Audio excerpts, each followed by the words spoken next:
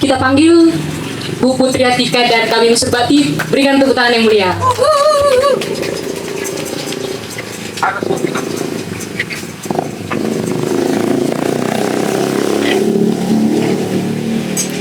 Ini dari mana tingginya?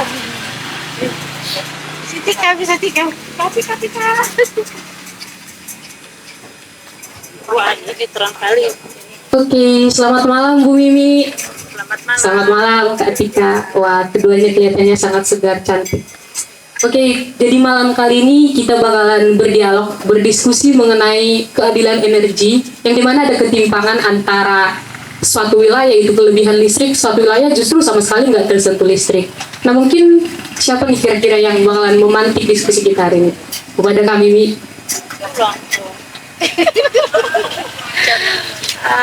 Oke. Terima kasih Ade. Tadi apa ya, MC sudah menyebutkan bahwa sumut itu kelebihan surplus ya, surplus listrik 30% sumut ya, tapi secara nasional di saat beban puncak itu kalau nggak salah sekitar 80% surplus. Nah, sebenarnya ada kelemahan dari PLN kita itu sendiri. Kelemahannya apa? Sebenarnya mereka itu tidak mampu menjangkau daerah-daerah terpencil. Daerah-daerah terpencil itu mereka tidak mampu menjangkaunya. Nah, seperti yang terjadi di Pulau Sembilan. Sebenarnya itu nggak daerah terpencil gitu lah. Dia berhadapan dengan PLTU. Tapi baru sekitar 6 bulan yang lalu, sekitar 6 bulan yang lalu, itu mereka baru menikmati listrik negara. Sebelumnya genset maupun diesel, gitu. Nah, padahal mereka berhadapan langsung itu. Coba dikurangi dari 77 tahun mereka merdeka, Indonesia merdeka, baru sekitar 6 bulan yang lalu, atau paling lama 1 tahun yang lalu, mereka baru menikmati listrik negara. Nah, kalau yang di Desa Seminyak itu merupakan salah satu desa yang terpencil. Nah, itu yang saya katakan tadi bahwa ada kelemahan PLN untuk menjangkau daerah-daerah terpencil. Maka seyogianya negara itu harus memberikan seperti demokratisasi energi. Jadi katakanlah pembangkit listrik skala kecil yang dikelola oleh desa. Jadi pengairan itu dikelola oleh desa, sehingga desa itu akan menjaga hutannya. Nah, negara kita ini lagi keranjingan investasi. Dijanjikanlah investasi itu mendatangkan kemakmuran, mendatangkan kekayaan bagi masyarakatnya. Padahal investasi itu hanya mendatangkan kekayaan bagi cupong-cupongnya. Dibuatlah PLTA dengan bendungan besar, lalu merusak hutan, menggusur dan lain sebagainya. Padahal kita bisa mengolah PLTA yang kecil, demokratisasi energi itu yang kincir air yang skala kecil, aku lupa namanya itu. Nah, atau pakai melalui solar panel dan tenaga angin. Bahwa Indonesia itu sangat surplus dengan energi bersih.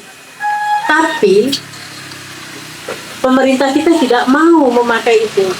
Karena nggak ada cahaya matahari itu dikorupsi. Nggak ada aliran air itu bisa dikorupsi. Hanya itu aja. Budaya korupsi itu yang membuat kita jadi perlahan secara pasti tapi jadi jatuh miskin gitu, menderita. Orang-orang penduduk di pangkalan susu, kalau kita biarkan terus-menerus maka dia akan tergusur, harus pindah. Kalau nggak pindah mati di tempat. Begitulah ceritanya. Oke, deh. Nah ternyata itu pemerintahnya datang dengan mencekoki segala macam doktrin atau ya ini untuk kalian, ini untuk kalian. Sementara mereka tidak melihat secara subjektif ataupun objektif. Istilahnya mereka menjadikan masyarakat sebagai gelas kosong aja ya. Oh kalian butuh ini, kalian butuh ini, tanpa memperhatikan sebenarnya apa sih yang masyarakat butuh, apa sih yang masyarakat mau gitu ya. Mungkin setelah dipantik oleh kami ini dari Kak Putri Atika bisa menyampaikan apa sih yang kira-kira terbenak nih di pikiran Kak Tika. Tuh. Oke, selamat malam.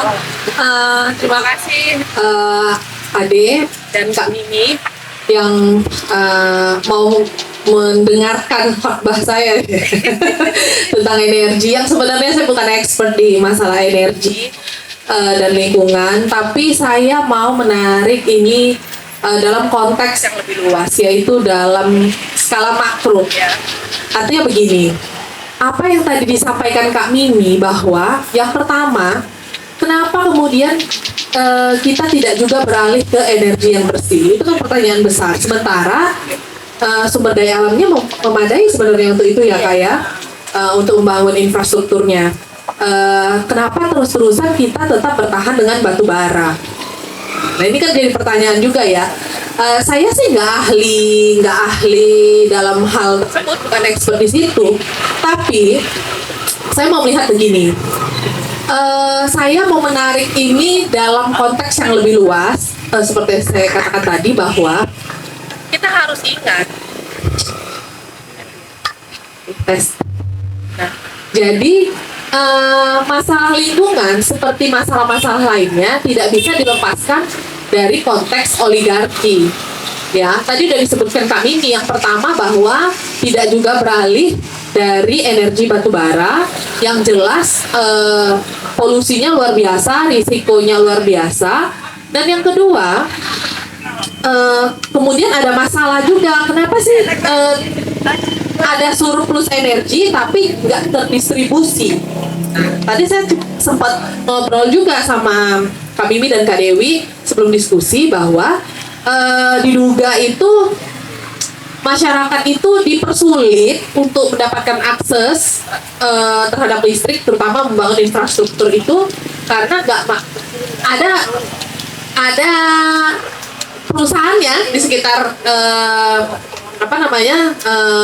tempat tinggal penduduk yang merasa terganggu kalau dibangun infrastruktur itu gitu. Mungkin terganggu lahannya atau apa gitu, diduga itu. Nah artinya apa? Artinya kekuatan oligarki itu sangat kuat di situ. Oligarki itu apa sih? Jadi bagaimana kemesraan atau kong kali kong antara negara dan bisnis gitu.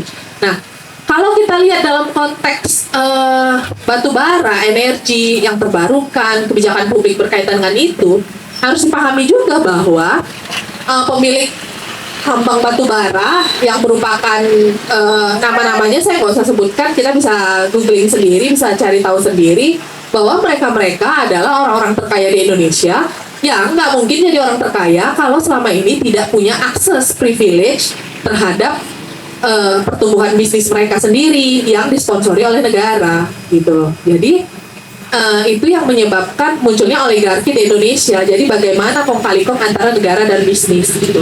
Nah mereka ini sebenarnya puncak munculnya oligarki itu pada saat Orde Baru ya, karena pada saat Orde Baru konsolidasi negara itu sudah terbentuk, sudah tercipta setelah kolonialisme ya. Kalau demokrasi terpimpin atau yang disebut Orde Lama itu kan masih nggak stabil gitu ya. Kemudian ya terjadi banyak perbedaan pendapat dan konflik tentang apa sih negara itu, dan kekuasaan itu nggak sepenuhnya seperti zaman Orde Baru yang konsolidasi negara itu luar biasa kuatnya gitu. Jadi negara memegang penuh kekuasaan dan juga melenyapkan kritik-kritik dan perlawanan terhadap negara itu sendiri gitu loh. Nah jadi disinilah kesempatan memang kemudian Orde Baru membangun oligarki tadi, bagaimana bisnis dan negara itu bisa sangat mesra ya. Setelah reformasi oligarkinya masih hidup, jadi orang-orang kaya zaman Orde Baru zaman Soeharto kan masih jadi orang kaya yang sekarang juga pasca reformasi gitu, pasca Orde Baru masih mereka juga, dan mereka juga yang mensponsori sekarang politik elektoral kita yang terlalu mahal ini gitu. Ongkos demokrasi kita yang terlalu mahal ini ongkos dibiayai oleh oligarki ini gitu loh ya. Jadi sekarang Kak, kan kita tahu sendiri nih, nggak pada saat pemilu misalnya nggak ada yang ngomongin lingkungan kan Kak, hampir nggak ada. Ngomongnya kan nasionalis versus Islam, ya kan? Gak ada yang peduli mau pemilihan presiden, caleg, tingkat Senayan sampai tingkat 2, kemudian kepala daerah, ngomonginnya adalah nasionalis versus Islam. Nggak pernah dia cerita tentang lingkungan. Bagaimana nih, sementara terutama kita ini millennials dan generasi Z itu yang memiliki dampak loh, resiko loh kita ini, kehidupan kita mendatang tentang yang berkaitan dengan lingkungan gitu. Nah ini kan tantangan ke depannya.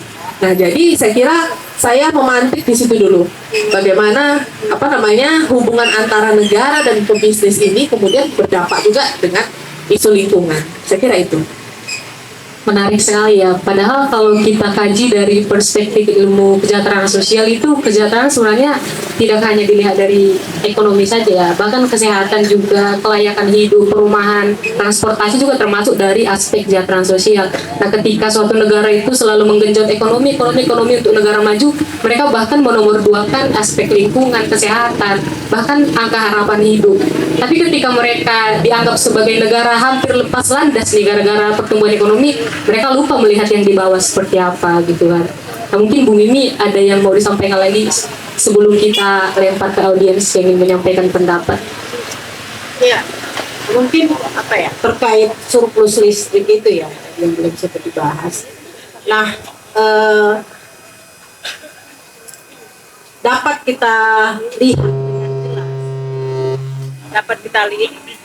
kita lihat dengan jelas bagaimana ketergantungan negara dengan oligarki, keterkaitan negara dengan oligarki sangat mesra. Jadi ada perselingkuhan di sana. Nah, ketika kita sudah surplus, selayaknya PLTU yang merusak lingkungan itu harusnya itu dipensiunkan, kan gitu. Tapi enggak dipensiunkan. Jadi kelebihan listrik yang 40% secara nasional saat beban puncak itu akan menguap begitu saja, terbuang dan negara itu PLN membayarnya. Kenapa pada akhirnya negara itu selalu mensupport PLN? Negara selalu mensupport PLN karena PLN itu harus membayar 40% watt listriknya itu harus dibayar dia. Nah itu siapa yang make? Nggak ada yang make karena surplus terbuang.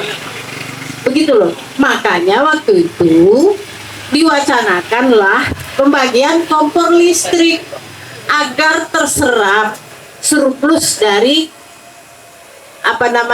watt itu tadi, listrik itu tadi. Tapi ya mungkin ada tarik menarik antara PLN dengan Pertamina, ini jatahku, ini kenapa kau ambil kan gitu. Jadi itu gas ya. Ini ya kan gas ya kan. Itu yang ini dia tidak akan mau mengurangi PLTU yang jelas-jelas merusak lingkungan, tapi malah mencoba mengalihkan yang surplus itu tadi ke misalnya kompor gas yang nggak jadi, sekarang mobil listrik. Ya, benar nggak? Jadi yang katanya Indonesia mau menuju renewable energy itu setengah hati. Jadi bagaimana dia mewacanakan kami akan mengganti energi energi fosil dengan energi terbarukan agar supaya dapat bantuan. Berapa miliar dolar Indonesia menerima bantuan untuk pengalihan energi tersebut. Apa buktinya sekarang? uang itu sudah diterima. Kalau tidak salah. Apa buktinya sekarang? Nggak ada buktinya, tetap saja masyarakat di tingkat tapak itu menderita gara-gara abu PLTU yang merusak lingkungan mata pencariannya. Nah, jadi setengah hati berbicara cerita tentang renewable energy dengan maksud dan tujuan yang lain. Begitu.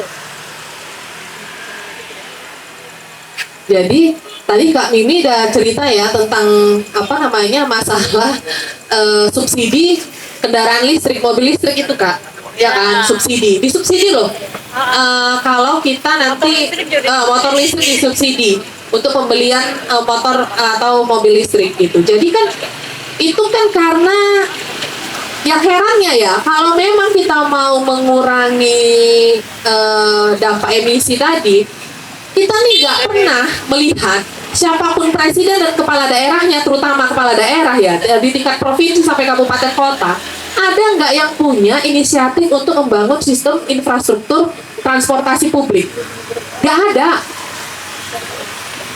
Ya nggak? Sebenarnya kan kendaraan pribadi juga loh yang juga menyebabkan polusi udara kan. Jadi kenapa tidak ada perbaikan di situ? Kita tunggu aja Kota Medan. Ada nggak perbaikan trotoar? Uang trotoarnya udah bagus dibongkar lagi, pasangi lampu, pejalan kaki makin nggak bisa jalan.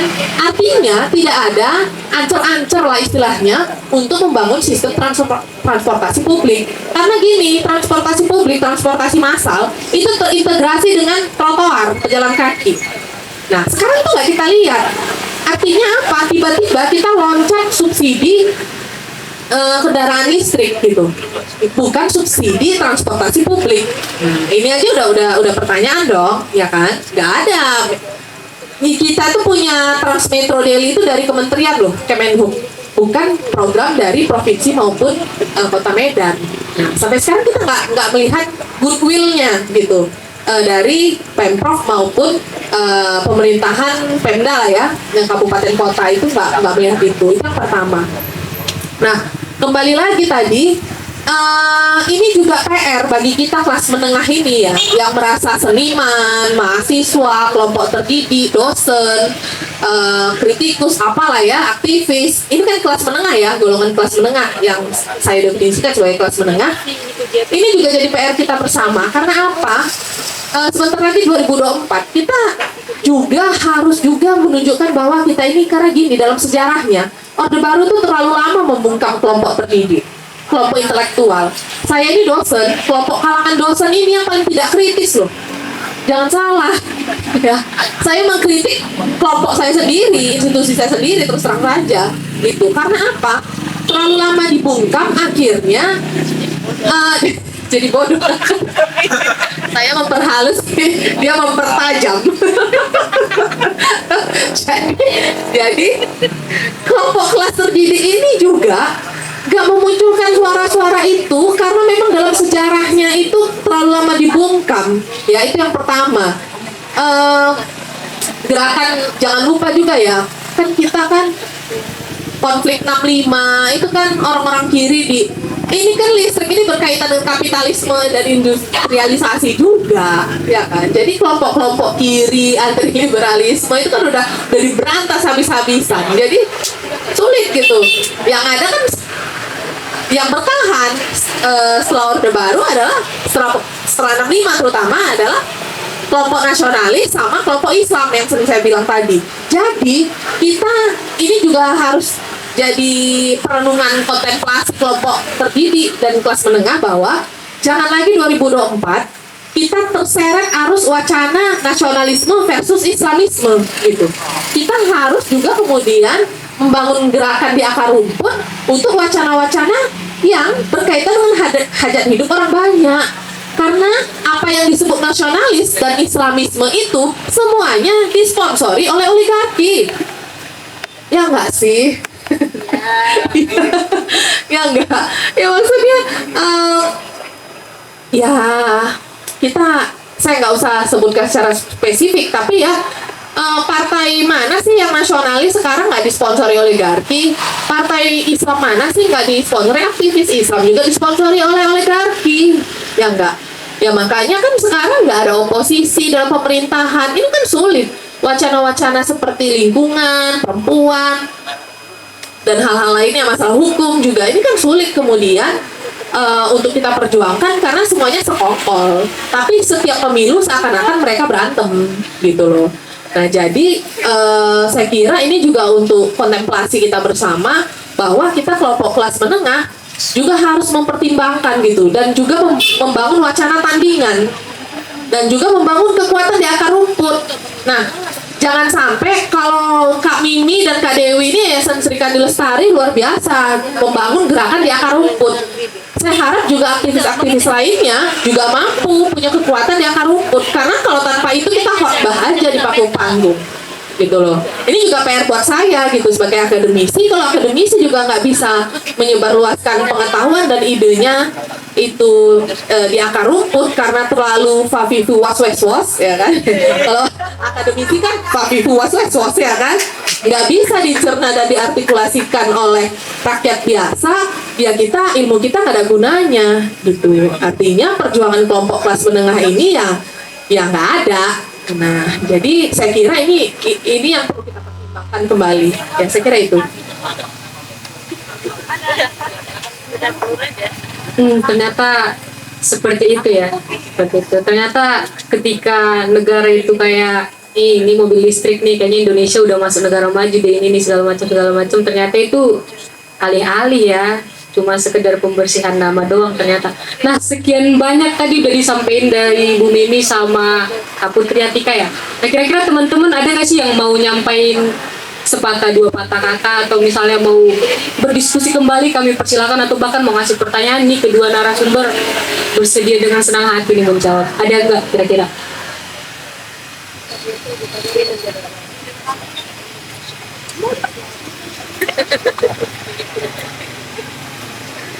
Oh silakan Kak Diana.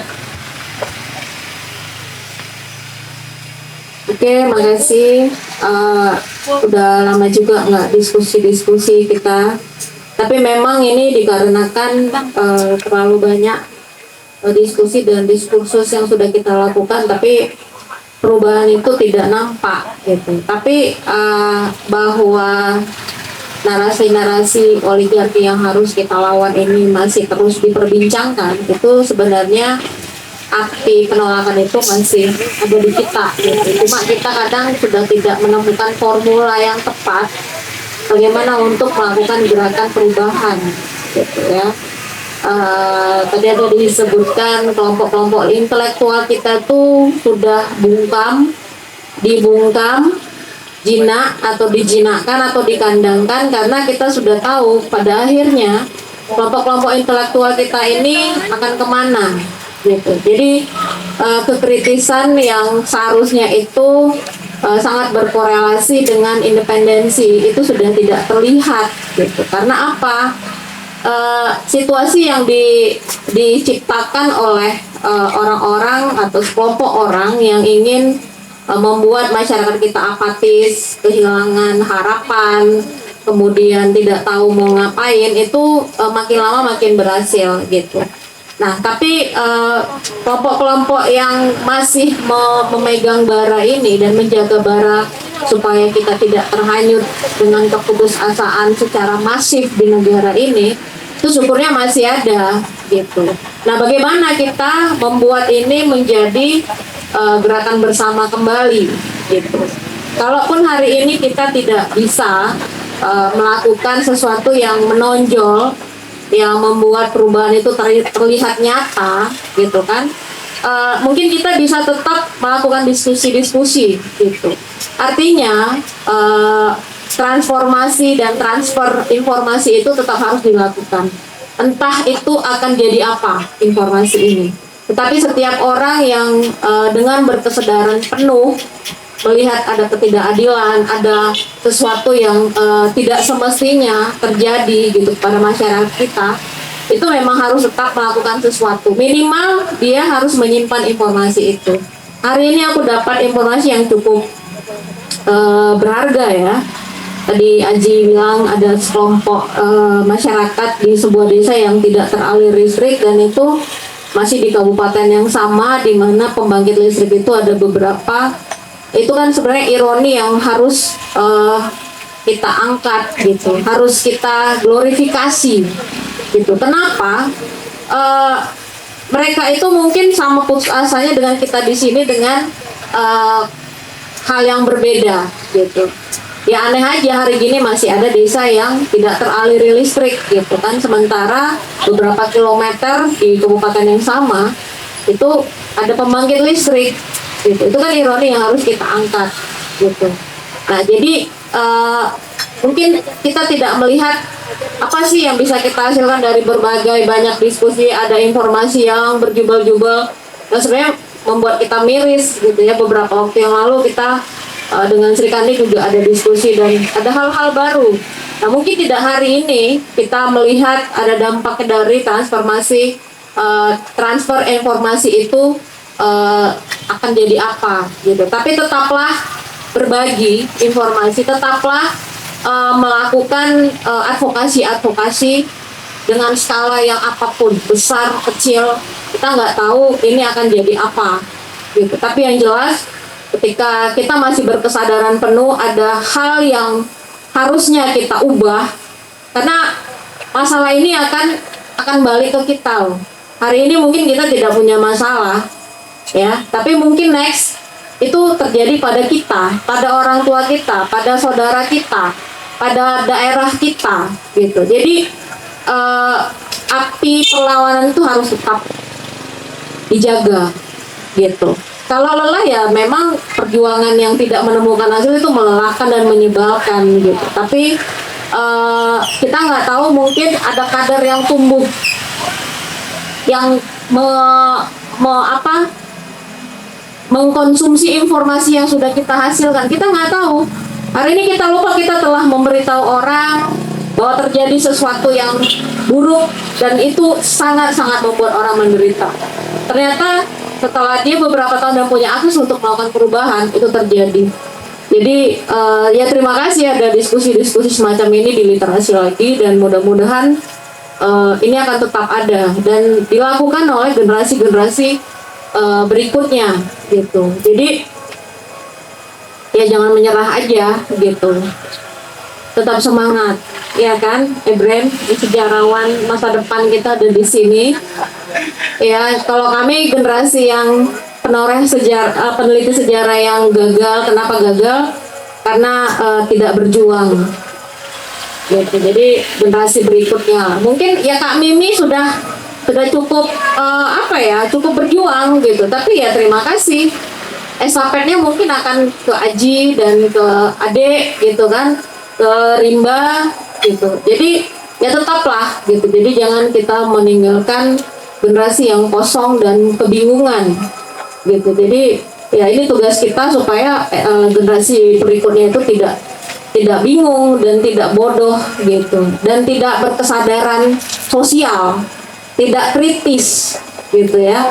Jadi sekarang ini ya orang milenial yang kulihat itu hanya euforia ininya saja gitu, euforia milenial yang viral gitu. Tapi viralnya itu viral yang bodoh-bodoh gitu, kontennya yang bodoh-bodoh gitu, sangat miris. Tapi itu loh fenomena hari ini gitu, dengan akses yang cukup besar di era digital informasi sekarang, kita malah terbuai dengan konten-konten yang bodoh gitu. Padahal di sekitarnya itu banyak sekali hal-hal yang bisa diangkat dan itu bisa membuat perubahan gitu. Tapi generasi milenial itu kayaknya memang sedang bukan dijinakkan,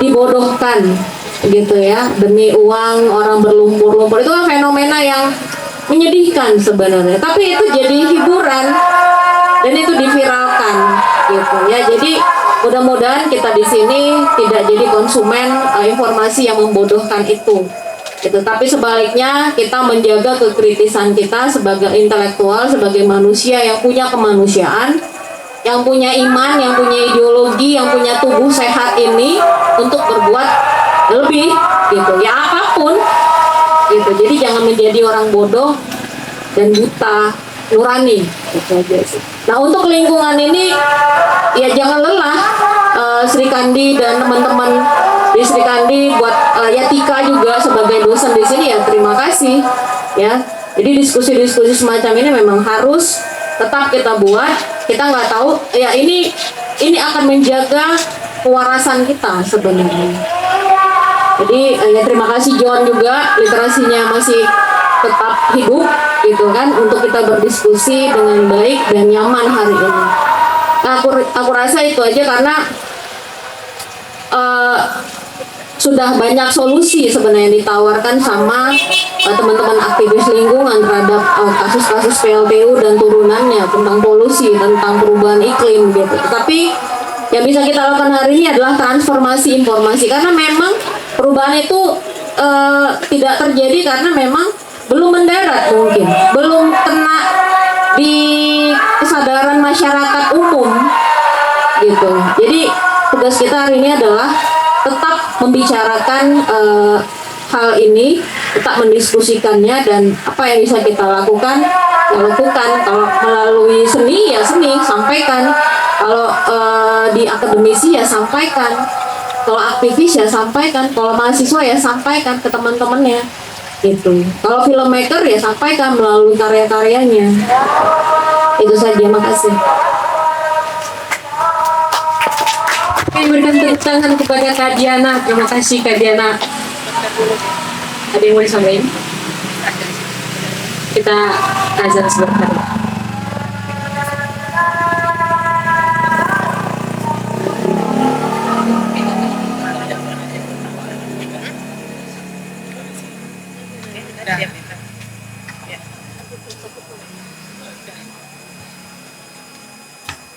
Cik. Terima kasih Kak Diana, dibodohkan, dijinakkan, bahkan menjadikan hal-hal bodoh sebagai asupan publik ya. Siapa? Fajar Setbo ya? Nah itulah yang sekarang lagi viral. Bahkan sesuatu yang sebenarnya tidak perlu diviralkan malah jadi viral, dan sesuatu yang sebenarnya harus viral malah tidak jadi viral. Mungkin itulah kira-kira ya. Ada lagi yang mau disampaikan atau muncul lagi sesuatu insight? Oke. Katanya dari audiens dulu. Dari audiens masih ada nggak? Oke, Bang Rimba. Silakan Bang Rimba.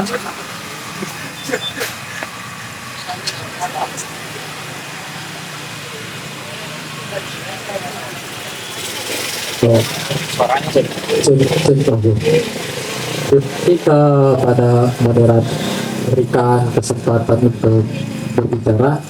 Tadi Katika sempat menyinggung demokrasi terpimpin dan nasionalis Islamisme. Itu sangat menarik. Jadi dia menyengat aku melihat ke belakang lagi di zaman-zaman Orde Lama. Demokrasi terpimpin itu kan yang kita pahami dia condong ke diktatoran. Dan aku ingin bertanya juga bagaimana pandangan kakak terhadap demokrasi terpimpin itu, dan saat ini kita terlepas mungkin ya, kalau di Orde Lama itu dia ada Nasakom, cuma sekarang mungkin namanya NAM ya kan, nasionalis, agama, dan militeris gitu. Jadi bagaimana pandangan kakak terhadap Nasakom itu? Apakah kita perlu membangkitkan lagi komnya itu atau bagaimana? Terima kasih, saya kembalikan.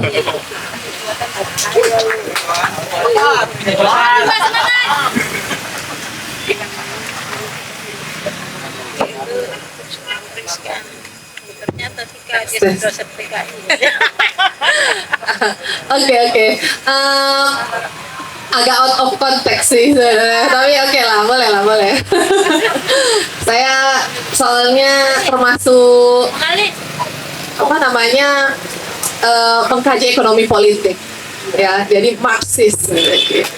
Yang haram itu katanya. Live pula ini ya kan. Enggak apa-apa. Jadi gini, pada saat itu ya, itu kan Orde Baru yang bilang demokrasi terpimpin itu Orde Lama, ya kan? Sebenarnya kan demokrasi terpimpin. Nah, pada saat itu memang puncaknya itu demokrasi terpimpin, itulah disitulah yang memunculkan kediktatoran, ya kan? Karena kan kemudian masa jabatan presiden itu nggak terbatas, kemudian kekuasaan presiden cukup besar dan membubarkan MPRS ya kalau saya nggak salah ya. Nah tapi artinya gini, bentar ya masih.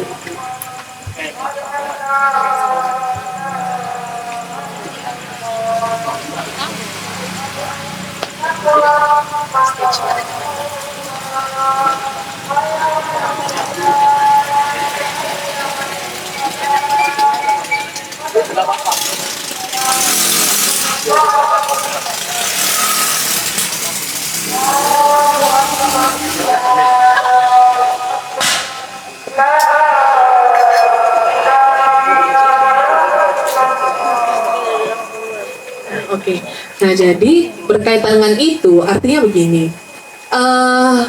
sebelumnya kan semua ideologi boleh saja, ya nggak, pasca kolonialisme kemerdekaan itu 45 kan boleh saja. Jadi apa yang kita pahami sekarang itu kan reproduksi dari pengetahuan masa Orde Baru, ya kan? Apa yang haram, apa yang halal, itu kan semua reproduksi dari Orde Baru gitu. Itu yang harus direkonstruksi, tapi nggak juga berjalan pada saat reformasi. Bahkan sekarang 20 tahun lebih kita melewati setelah pasca reformasi ya. Artinya dalam konteks itu harusnya ya di kita itu kan ideologi apapun itu ya terserah aja, biarin aja di ruang publik bertanding. Ya, orang ditangkap jangan karena ideologinya, tapi karena tindakan pidananya, gitu loh. Ya enggak. Tapi pada saat ideologinya itu udah menjadi suatu tindakan melanggar hukum, maka di situ ya boleh dihukum, dipidana. Tapi kalau belum, masih dia ide aja, kayak mana orang set ide? Karena dulu ya para tokoh-tokoh intelektual kita pada zaman kolonialisme itu juga kan dibilang tapol, ya kan, tapol tahanan politik. Itu kan diasingkan, dibuang ke termasuk juga ke Australia. Nah di Australia nggak boleh ada tapol. Orang berpolitik kok ditahan, gitu. Orang punya ideologi kok ditahan, gitu. Nggak boleh, gitu. Kecuali tindakannya sudah melanggar hukum, membuat mengusik orang lain. Nah itu ada unsur pidananya, melanggar hukumnya, disitulah ditindak. Tapi kan kita enggak, berideologi aja udah nggak boleh gitu. Dan gini, satu lagi, kemudian yang kita lakukan ini juga bisa terjadi pada aktivis lingkungan. Yang terjadi adalah sekarang kan kita bisa lihat kayak zaman Orde Baru loh, organisasi itu dibubarkan tanpa putusan pengadilan, nggak bisa kayak gitu ya, dibubarkan tanpa putusan pengadilan. Artinya apa? Itu kan nggak berketetapan hukum, main bubar-bubarkan aja. Artinya nanti siapa yang berkuasa nggak seneng sama oposisi, dia bubarkan gitu. Nah, jadi saya kira itulah jawaban saya terkait ideologi apapun ya. Silakan aja, boleh bertanding, berkontestasi, asalkan nggak boleh melanggar hukum. Jadi kalau sekarang bisa dikatakan demokrasi rasa diktator. Demokrasi rasa diktator, padahal pemimpinnya lahir dari rakyat sipil, bukan militer. Gila ya. Oke. Ya kan nggak? Ya. Bener kan? Demokrasi rasa diktator. Iya, katanya wong deso, wong cili gitu kan. Tapi gitu. iya sipil gitu. Tapi toh juga dinasti politik, demokrasinya juga terus merosot. Artinya nggak jaminan juga gitu. Nah, Bapaknya mimpin. mumpung-mumpung itu tadi. Nah, kalau mumpung-mumpung itu tadi, artinya otonomi daerah juga nggak berhasil, Kak. Termasuk juga nanti berkaitan dengan isu lingkungan. Ya, betul. Izin-izin tambang semua sekarang kan dipegang sama pusat kan, nggak lagi di daerah. Nah, Daerah jadi penonton. artinya otonomi daerah desentralisasi itu apa dong? Ya kan, pusat tuh punya kendali yang besar karena oligarkinya di sana semua, dia yang biayai. yang punya cuan semua dan duitnya mengalir juga ke daerah. Nah, saya kira itu. Oke, sebelum kembali ke Rimba, kira-kira ada nggak teman-teman yang mau membantu menjawab? Oh, Pak Ali, silakan Pak Ali.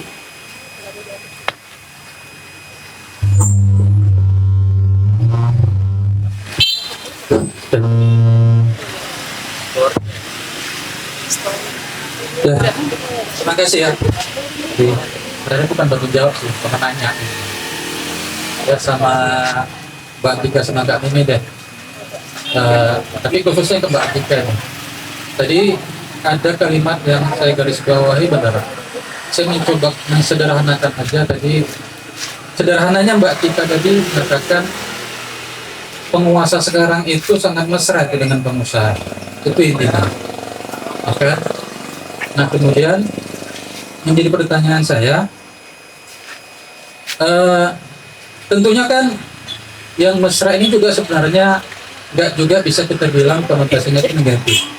Karena pada dasarnya di dalam sebuah negara itu pengusaha ini juga menjadi salah satu penggerak roda ekonomi bagi yang masyarakat lain gitu kan. Nah persoalannya terlalu mesra. Pada saat terlalu mesra pada akhirnya di luar dari pengusaha ini akan tergilas. Nah pertanyaannya, tadi akademisi ya, dosen, sekarang itu sudah terkungkung sekian lama. Siapa sih sekarang pihak yang bisa membisikkan tuh kepada penguasa? Kalian tuh terlalu mesra. Itu ada yang lain tuh yang kalian anak tirikan. Akademisi sudah terkungkung. Nah mahasiswa bagaimana misalnya? Nah selain mereka ini siapa? Saya coba mensederhanakan aja. Itu aja. Terima kasih.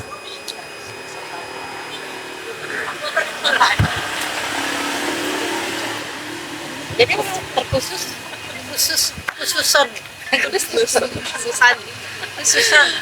Nah, jadi terima kasih Bang. Kemudian harapan kita ini, aspirasi kita ini mau taruh di mana, kan gitu? Karena negara sama perlu diingat juga ya, secara teoritis, bisnis itu kan ranah privat sebenarnya, ya kan? Tapi kan sekarang karena kemesraan itu tadi yang membentuk oligarki tadi, jadi negara ini mensponsori bisnis tadi yang harusnya itu adalah ranah privat gitu. Nah itu yang terjadi, makanya kebijakan publik kita itu sangat berpihak kepada pemilik modal, ya kan, sehingga meninggalkan kita ini. Nah, jadi harapannya begini, misalnya ya, saya kasih contoh aja, dosen dan guru itu, ini yang saya lagi apakan juga ya di ruang publik, wacanakan juga. Dosen dan guru itu punya peran penting dalam membentuk peradaban bangsa, ya. Tapi dosen dan guru inilah orang kelompok yang paling miskin, yang ada duitnya, yang gajinya kecil, ya kan? Tapi mereka nggak punya posisi tawar, ya. Dirugikan ini dosen guru ini, bebannya luar biasa, harus penelitian lah, publikasi lah, ya kan? Luar biasa sekali. Bukan nggak sering anggota DPR itu datang ke kampus-kampus loh, sering. Tapi ada nggak serikat dosen? Ayo, nggak ada serikat dosen. Kalau guru masih ada itu serikatnya. Kalau dosen tuh nggak ada serikatnya. Artinya dosen sendiri mau mengadvokasi kelasnya sendiri, kelompoknya sendiri, bingung. Bingung dia, ya kan? Setiap juga jumpa anggota dewan, bukan dicakapkan ya masalah kesejahteraan dan beban publikasi jurnal ilmiah yang terakhir berujung pada publikasi di jurnal Predator tadi. Dan mahasiswa akhirnya diakalin kan? Karena apa? Mahasiswa yang nulis nanti tulisannya di atas namakan dosennya, penulis pertama dalam jurnal, karena untuk naik golongan di situ kan, jadi kredit. Nah, artinya itu kondisinya. Nah, mahasiswa sendiri takut melawan dosen. Saya sok-sok demokratis aja kok, di kelas saya otoriter. Ya, karena gak payah juga nggak otoriter kita. Tapi ya artinya gini. Memang PR kita tuh terlalu besar gitu.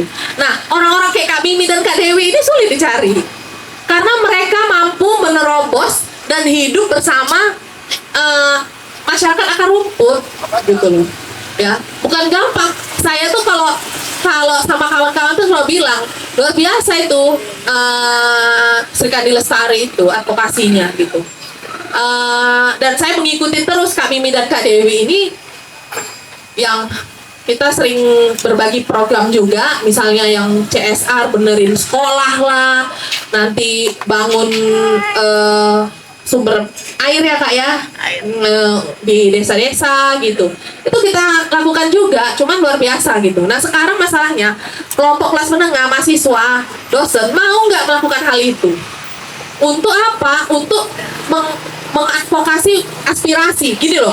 Saya misalnya ya, saya tuh punya komunitas masyarakat warga desa di tempat tinggal saya sekarang itu, dalam konteks advokasinya adalah transparansi dana desa dan supaya dana desa itu responsif terhadap kebutuhan kelompok perempuan.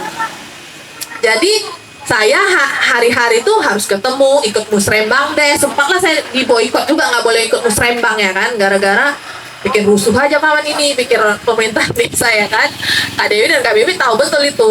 Jadi sekarang ini juga yang harus kita lakukan bersama, kayak kata Kak Diana tadi, mau nggak kelompok terdidik ini yang punya kesadaran kritis, punya intelektualisme, yang baca buku hari-hari, kemudian turun ke masyarakat dan untuk kemudian menularkan ide dan juga menyerap pengetahuan dari masyarakat. Jangan kira kita aja terus memberi, tapi kita juga harus menyerap pengetahuan dari masyarakat. Jangan pula awak sok tahu. Kan seringnya gitu juga. Banyak juga aktivis ini mangkalnya di kota. Nanti LPJ-nya tiba-tiba udah di desa, di kampung-kampung. Banyak juga kayak gitu. Ya nggak Kak? Tonton kita juga. Jadi kayak mana membangunkan kesadaran kritis di akar rumput? Ya enggak?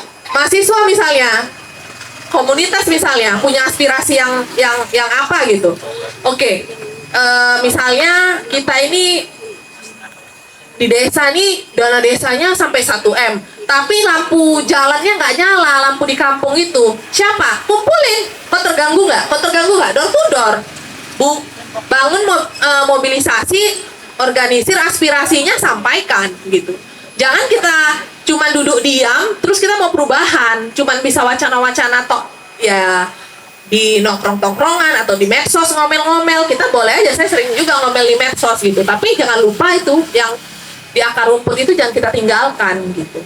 Jadi Bang, kalau misalnya dalam konteks ini, saya juga ini juga PR kita bersama adalah kita harus mampu membangun aspirasi kita. Ini udah mau 2024. Cek siapa anggota DPRD tingkat 2, tingkat 1 Senayan. Siapa yang di dapil kita? Ya. Kita cek, buat komunitasnya di dapil itu, kemudian kita buat dong kekuatan. Kalau dia nggak ngapa-ngapain, nggak usah dipilih lagi, cari yang baru, yang bisa aspirasi kita cantolin gitu. Ini juga yang saya lakukan misalnya.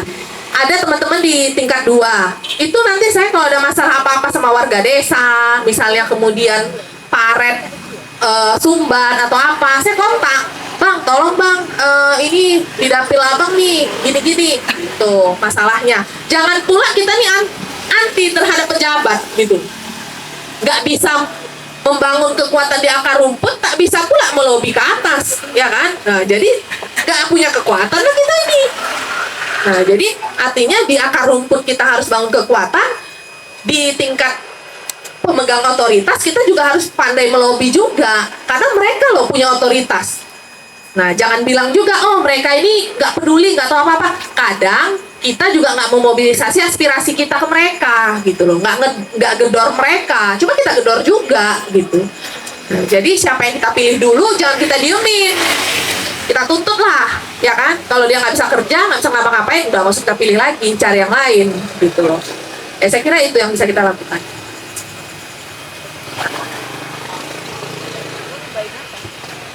Aku paling bisa nambahin apa namanya ya, oligarki dengan pemerintah yang mesra.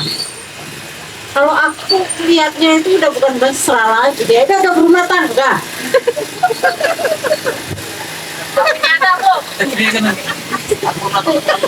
Rumah tangga. Kita apa istilahnya protes, Tidak ada pengamannya. Jangan coba-coba protes. Makanya dibilang tadi, apa katanya kan, demokrasi berasa diktator. Itu tadi. Kalau sudah oligarki dengan pemerintah itu apa namanya sudah mesra dan sudah berumah tangga, cuman nggak ada yang nikahkan, ya berarti berzina lah dia kan. Dosa besar Jadi itu ya. dosa, ya itu dosa besar. Itulah dia dosa besarnya. Nah, nah kalau untuk kami ya kan gerakan lingkungan sama anak-anak muda ini apalagi untuk transisi energi ya agak kurang menarik, bener nggak? Seperti yang dibilang Tika bahwa yang namanya cuaca itu kan datang dari Tuhan. Lalu Tuhan kok yang menurunkan hujan. Kalau sudah kehendak Tuhan, apa yang bisa kita buat? Kan gitu. Padahal itu ada sebab akibat. Dulu juga ada musim. Sama. Tapi ketika hutan kita masih terjaga, lingkungan kita masih terjaga, gak ada cerita-cerita cuaca yang sangat ekstrim. Baru kalau sekarang itu pohon-pohon di pinggir jalan sering tumbang. Dulu begitu banyaknya pohon di pinggir jalan, gak ada yang tumbang. Tapi kenapa bisa begitu? Semuanya itu ada sebab akibat. Sebabnya apa? Kerusakan yang ditimbulkan akibat kerakusan dari para oligarki yang menerima dampaknya ya kita anak-anak muda ke depan. Jangan sampai kalian nanti di pertengahan usia udah makan ulat. Gak ada lagi bahan pangannya. Akibat krisis iklim itu mengakibatkan krisis pangan. Padi tidak lagi tumbuh. Musim panas berkepanjangan. Gagal panen. Jadi jangan anggap sepele terkait itu. Ketika kita membiarkan, maka kita menggadaikan hidup kita sendiri. Kalau aku waktu kalian makan ulat, aku rasa aku udah mati duluan lah ya. Aku gak mau. Jangan dong.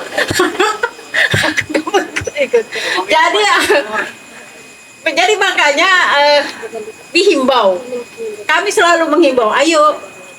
Nah, ini kan akibat dari ya dukungan dari adik-adik mahasiswa juga. Meskipun tidak banyak, tapi ada kampanye yang dilakukan terus menerus kita melakukan kampanye itu menimbulkan dampak perubahan.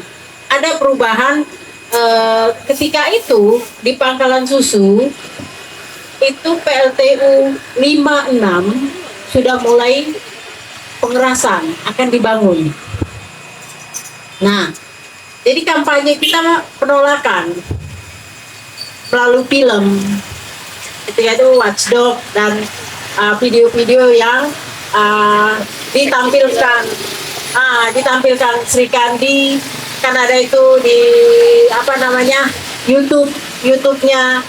Nah sekarang untuk pembangunan PLTU 56 itu sudah dihapus dari RUPTL, Rancangan Usaha Penyediaan Tenaga Listrik. Itu yang pertama. Dan patut kita syukuri kemenangan kecil itu. Yang kedua, sebenarnya ADB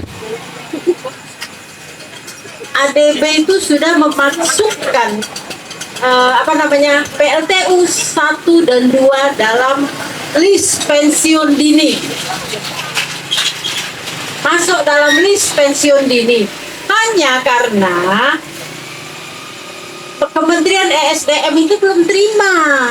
Karena kan sebagai pemiliknya adalah menteri juga. jadi bingung kan jadinya kan? Iya. Dia pengusahanya, dia menterinya. Ya, Kementerian ESDM belum terima. Jadi list yang 1-2 itu, PLTU 1-2, ini kan masih usianya 7 tahun, wajarlah pensiun dini kan? Dikeluarkan, masuklah list pensiun PLTU yang memang sudah ujur, emang sudah masanya pensiun, umur 25 tahun, udah siap-siap dia untuk pensiun. Nah itulah yang dimasukkan. Nah, tahu nggak kawan-kawan semua, bahwa ketika pensiun PLTU dinyatakan pensiun dini meskipun usianya sudah tua, dia diberi kompensasi duit yang cukup besar untuk pemulihan lingkungan. Padahal selama dia selama dia beroperasi, dia harus sudah punya tabungan untuk pemulihan lingkungan. Jadi digelontorkanlah sama negara uang untuk pemulihan lingkungan dari PLTU yang sebenarnya harusnya sudah pensiun. Uang itu dari mana? Pinjem loh. Uangnya minjem. Terus yang bayar siapa? Yang bayar kita-kita. Berapa kali lu rugi kita? Makanya saya selalu mengingatkan, kawan-kawan yuk kita kawal yuk kita kawal yuk.